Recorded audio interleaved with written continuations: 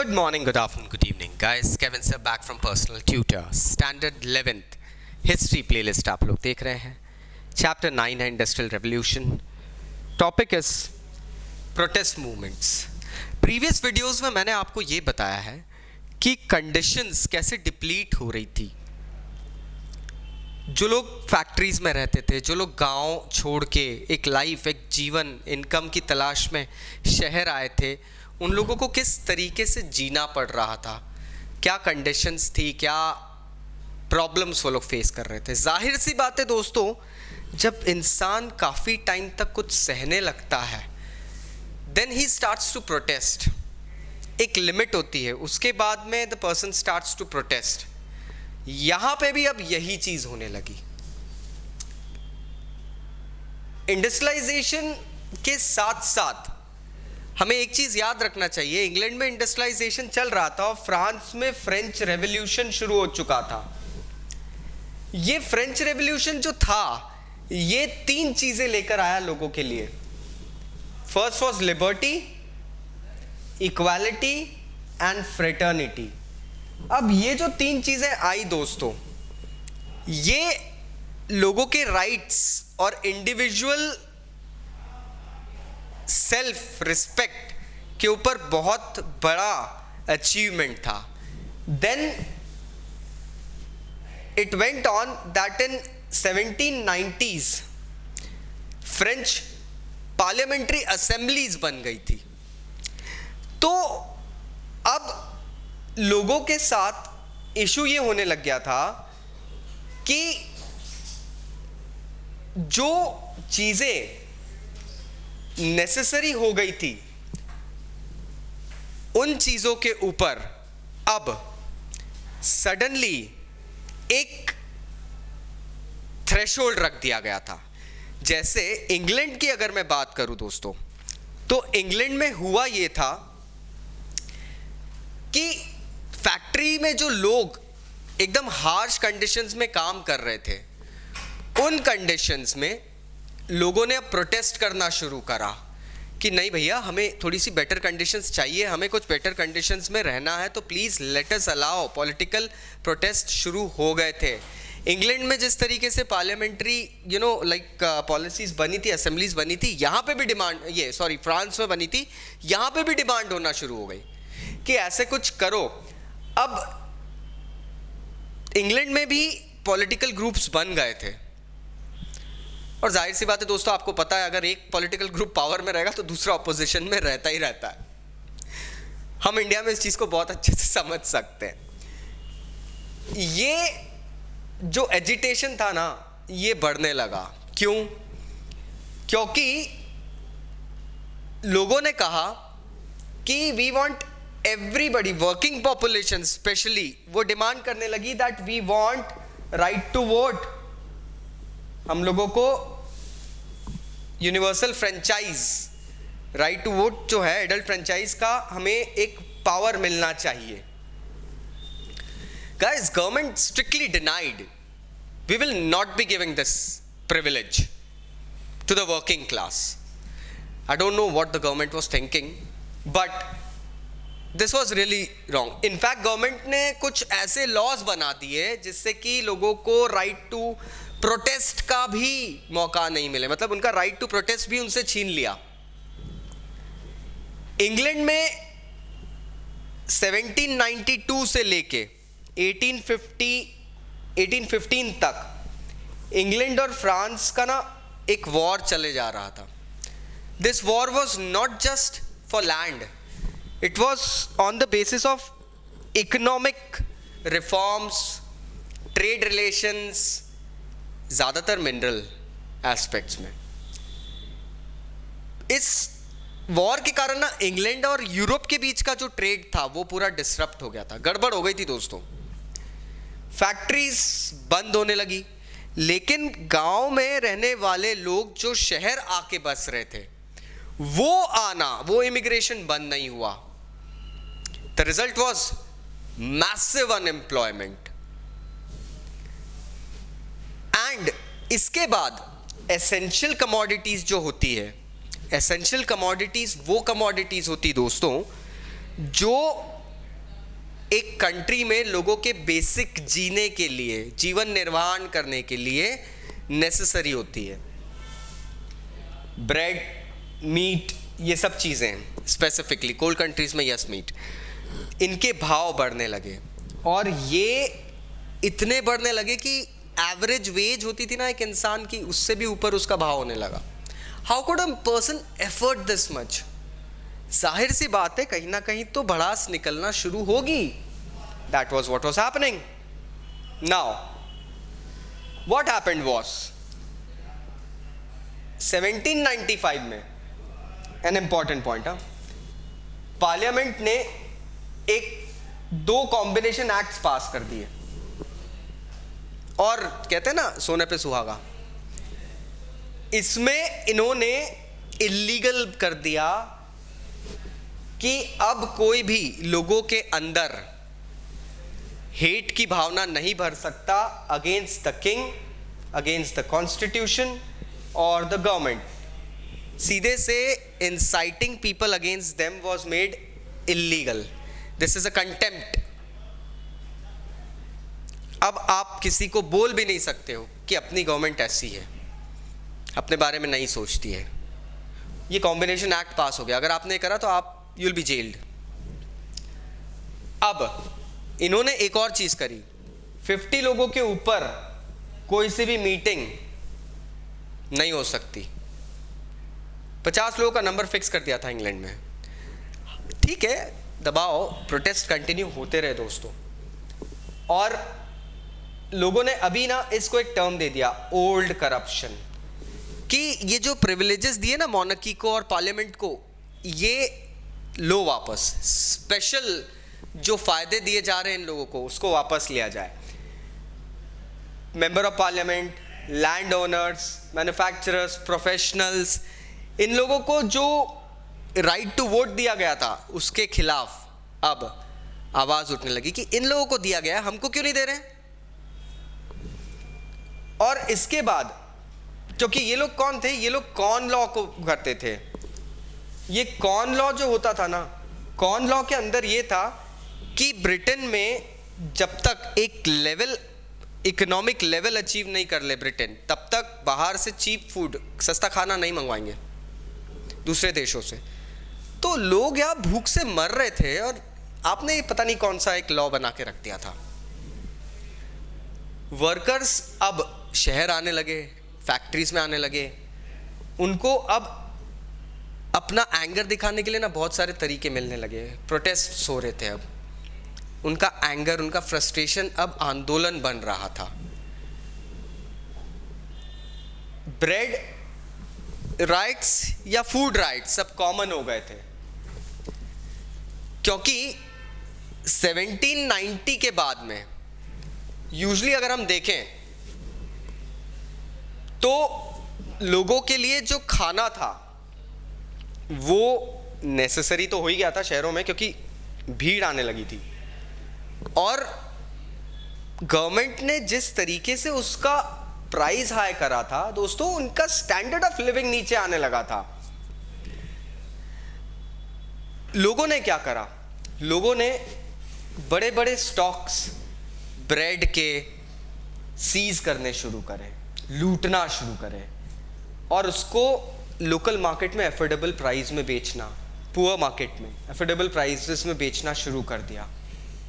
हालांकि वहां पे भी ब्लैक मार्केटिंग होती थी, बट ये हो रहा था क्योंकि जो ट्रेडर्स थे दे वर प्रॉफिट हंग्री पीपल, उनको अपने पैसे से मतलब था। ऐसे रॉयट्स 1795 में सबसे ज्यादा हुए, लेकिन फिर भी ये 1840s तक, मैं बात कर रहा हूं 50 साल तक ऐसे रॉयट्स चलते रहे थे। सबसे ज्यादा 1795 में हुआ था क्योंकि इंग्लैंड और फ्रांस का वॉर हुआ था दोस्तों। एक और हार्डशिप का मैटर था इनक्लोजर्स दोस्तों। 1770s से बहुत सारे स्मॉल फार्म्स जो थे वो लोगों ने, बड़े लैंड ओनर्स ने मर्ज कर दिए थे, और जो पुअर फार्मर्स थे, पेजेंट्स थे, लैंड ओनर्स, लैंडलेस फार्मर्स जो थे दोस्तों, उन्होंने शहर का रुख करा था। एक नई जॉब के लिए, एक नए इंडस्ट्रियल वर्क के लिए, चलो इंडस्ट्री में काम कर लेंगे, कुछ तो करेंगे हम लोग। अब ये इंडस्ट्रीज भी बहुत सारी थी दोस्तों, लेकिन इंडस्ट्रीज में क्या हुआ, मशीन्स आ गई। अब मशीन्स से हजारों लोगों की नौकरियां चली गई। तो आप गांव में रह नहीं पा रहे हो, फार्म्स में रह नहीं पा रहे हो, आप विलेजेस से टाउन सिटीज़ में आ रहे हो इंडस्ट्री में काम करने। इंडस्ट्री में मशीन आ गई, एक मशीन 1000 आदमियों का काम कर देती है, आप वहाँ रह नहीं सकते हो, तो फिर आप क्या करोगे? This all started out. अब ये प्रॉब्लम होने लगा। हैंडलूम वीवर्स, क्योंकि अब पावर लूम्स आ गए थे, तो हैंडलूम वीवर्स हज़ारों नौकरियों से निकाल दिए गए। हैंडलूम वीवर्स निकल गए, उनकी गरीबी आ गई थी, क्योंकि एक इंसान किस हद तक फैक्ट्री एक मशीन के साथ compete कर सकता है? No human, see, Superman is a concept, I would say that, and on that basis no human can compete with a machine. True. 1790s से जो प्रोटेस्ट शुरू हुआ, ये वीवर्स वगैरह थे ना, ये लोग अपने लिए एक लीगल मिनिमम वेज मांगने लगे। एक मिनिमम वेज हमको दे दो यार, इतनी तो हमें मिलना चाहिए। पार्लियामेंट ने इसको सीधे सीधे रिफ्यूज कर दिया। जब ये स्ट्राइक पे जाते थे तो बाय फोर्स इनको डिस्पर्स करते थे, मारते थे, पीटते थे, हड़ताल भी नहीं कर सकते। एक्चुअली लंकाशायर में एक इवेंट हुआ था। लंकाशायर में तो वीवर्स ने पावर लूम ही डिस्ट्रॉय कर दिए थे, क्योंकि उनको ऐसा लगता था कि इसने हमारी लाइवलीहुड बर्बाद कर दी है। So they went ahead, they simply destroyed the power looms.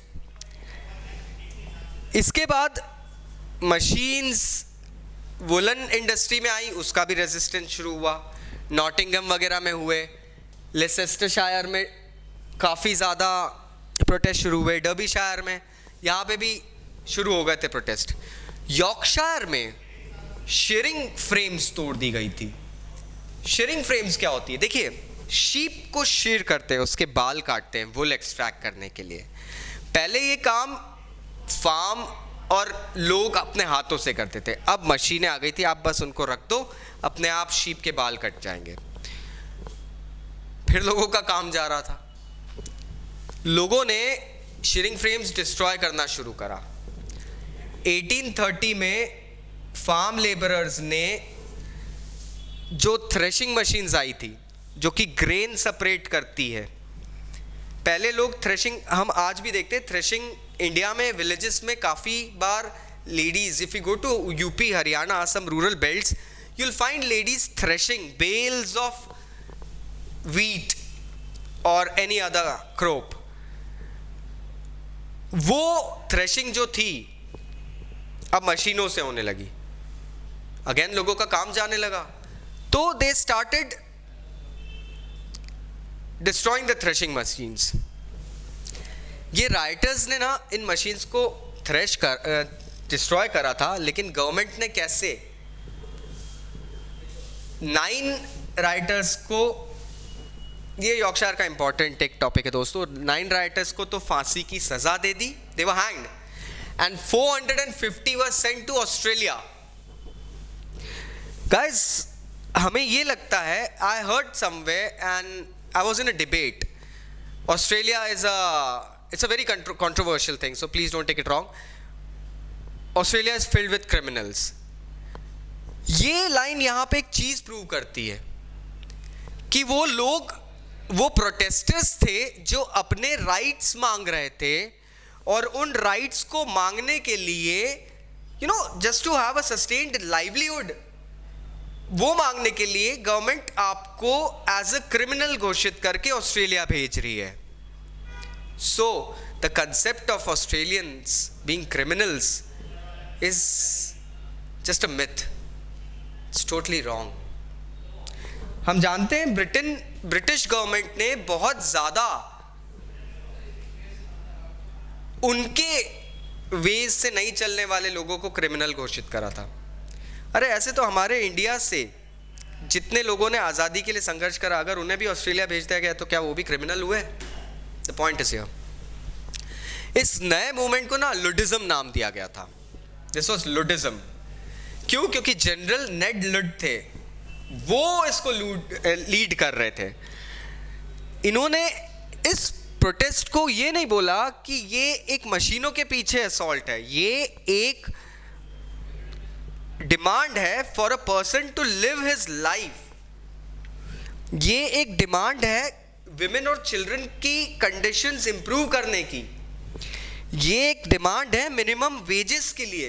ये एक डिमांड है उन लोगों के लिए who have lost their livelihoods, their jobs. So ये चीज हो रही है। फाइन, अगर मशीन्स आ जाए, कुछ ट्रेड यूनियंस बना दो जो कि गवर्न करेंगे इन चीजों को, कि लोगों को, उनके वर्कर्स को उनका हक मिल जाए। That was Luddism all about. It was not just against, क्योंकि ये भी एक मिथ है कि Luddism was against the machines. No, it was a concept, it was an ideology that was to be followed. Industrialization के early years में अगर हम देखें तो वर्किंग पॉपुलेशन जो थी ना, उनको वोट या लीगल राइट्स वगैरह कुछ नहीं मिलते थे, क्योंकि तो वो अपना एंगर कहां से दिखाते। अगस्त 1819 में लगभग 80,000 लोग मैनचेस्टर में एक पीसफुल प्रोटेस्ट में भाग लेने जाते हैं। गवर्नमेंट ने इतना ब्रूटल सप्रेशन वहां दिया था ना, मतलब people were beaten like anything, killed, massacred. उस जगह को नाम ना पीटरलू मैसेकर दिया गया है। ये पीटरलू मैसेकर वाटरलू मैसेकर से रिलेटेड टर्म है। वाटरलू में जिस तरीके से नेपोलियन की आर्मी ने डिफीट फेस करी थी, तहस नहस कर दिया था दोस्तों, यहां पे उसको पीटरलू मैसेकर कहा गया था। अब उसी ईयर पार्लियामेंट ने और एक्सटेंशंस कर दिए। किसमें? वो जो कॉम्बिनेशन एक्ट्स बनाए थे ना, उसमें, इन कॉम्बिनेशन एक्ट्स में और ये एनेक्सेशंस कर दी और चीजें जोड़ दी कि अब कोई भी पॉलिटिकल एक्टिविटी नहीं कर सकता। हद है। मतलब पहले अपने राइट्स के लिए इंसाइट आप किसी को बोल नहीं सकते थे, अब तो पॉलिटिकल एक्टिविटी नहीं कर रहे हो। नाउ पीटरलू, लेकिन एक चीज हुई थी पीटरलू मैसेकर के बाद में ना दोस्तों, लोगों को, और पार्लियामेंट में भी ना, हाउस ऑफ कॉमन्स बनाने की डिमांड हो गई थी। हम जानते हैं इंग्लिश पार्लियामेंट में 2 हाउसेस हैं, House of Lords, House of Commons. House of Commons की डिमांड कुछ ज्यादा बढ़ गई थी अब, क्योंकि they were representing common man, worker. और इसके बाद में काफी इज्जतोजहद होती है। फाइनली ये जो कॉम्बिनेशन एक्ट था, इसको रिपील कर दिया गया 1824-25 में। People actually got their things that they wanted. अब कॉम्बिनेशन एक्ट्स रिपेल कर दिए गए तो कुछ चेंजेस आए। जानने के लिए देखिए मेरा next video. Thank you very much, take care, bye bye.